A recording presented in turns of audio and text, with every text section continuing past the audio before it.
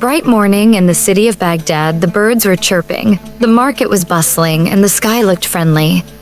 But inside the palace, the mood was gloomy. The Sultan paced back and forth, restless. His advisors glanced at each other nervously, too afraid to speak unless spoken to. The reason? Not war, not rebellion, but a horse. Yes, the Sultan's beloved horse named Al-Barak, a shining white stallion, hadn't eaten for 3 days. He just stood still, staring blankly at the sky. He ignored fresh hay, sweet carrots, and even turned away from a pretty mare in the next stall. "Is he cursed?" asked one minister. "Maybe it's wind illness," whispered the royal healer. Finally, the Sultan declared, "Summon the cleverest man in Baghdad. Bring me Abu Nawas." Soon enough, Abu Nawas arrived in his usual style, worn-out clothes, barefoot, but with a confident grin. "Greetings, O wise and majestic Sultan, handsome from every angle and brilliant in all things," said Abu Nawas with a wink. "Spare me the flattery. My horse refuses to eat. I need a solution. Fast." Abu Nawas walked up to the royal stall. He stared deep into Al-Barak's eyes. Then he leaned in and whispered something in the horse's ear.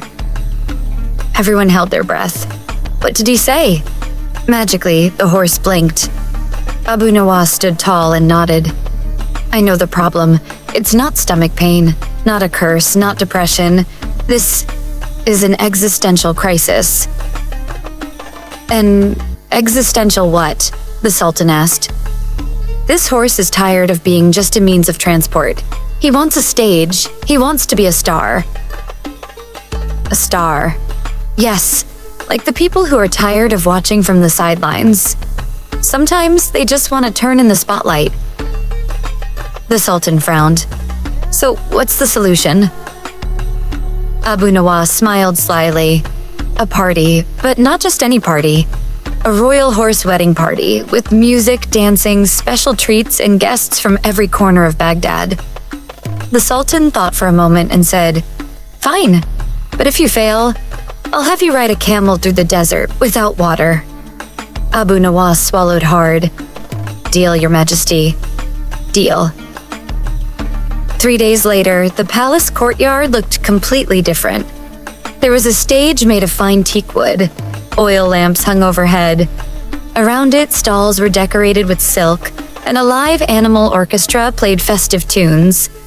Al-Barak sat on a golden throne, wearing a glittering horse robe. Beside him, a graceful mare from a neighboring kingdom wore a crown of flowers. Abu Nawas stood proudly as the master of ceremonies. "Today we gather not for racing, not for war, but for love," he shouted, raising his hand. The crowd cheered. Cats, goats, chickens, camels, even peacocks attended. Each animal was served food made just for them. Carrots for the rabbits, meat for the cats, and raisin cakes for the birds. Abu Nawas recited a poem. "O noble Al-Barak, special and wise, stop staring blankly at the skies. With this lovely mare by your side, your heart will no longer need to hide." Al-Barak turned then, began to eat, slowly at first, then more eagerly. He even trotted over to the mare and bowed politely. The crowd erupted in cheers. The Sultan clapped in amazement. "Abu Nawas, you did it. But tell me, was this really about love?"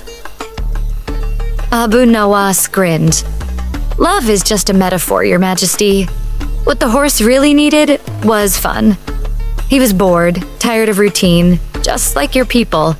Sometimes they're not hungry for food, but for affection and joy." The Sultan pondered. Those words struck a chord.